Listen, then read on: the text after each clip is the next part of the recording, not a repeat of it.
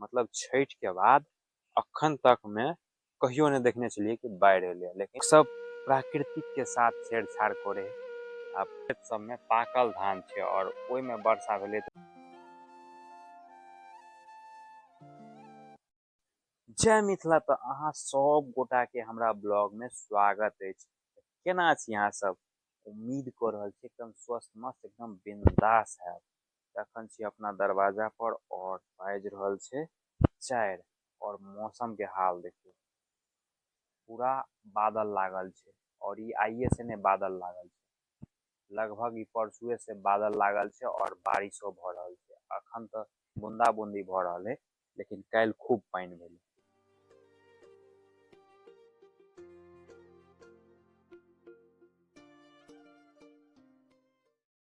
तो अखन हम चल आयल छी कमला बांध पर और चलू देखबे छी वर्षा के बाद आसपास के क्षेत्र के की स्थिति है।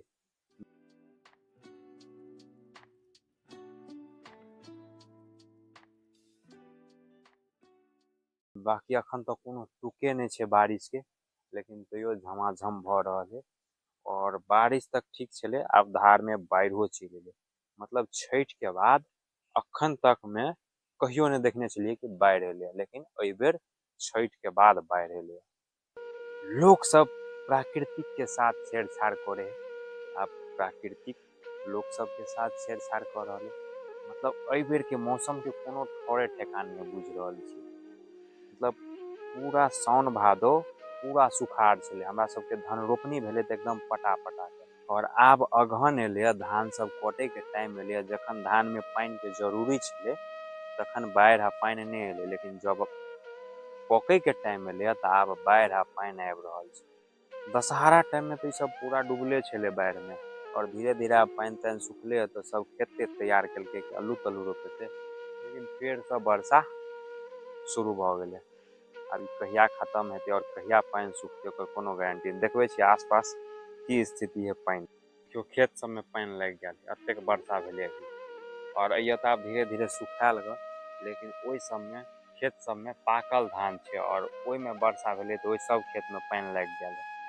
ओहो पानी झलक रहल, अहाँ सबके नहीं बुझाय हैत, लेकिन हम अत से पूरा देख रहल छी खेत सब में ओनाहिए पानी झलक रहल छे। और ई पाकल धान के पानी कहिया सूखते और कहिया ई धान कटेते, जब तक सूखते पानी तब तक धान खेते में झड़ जेते।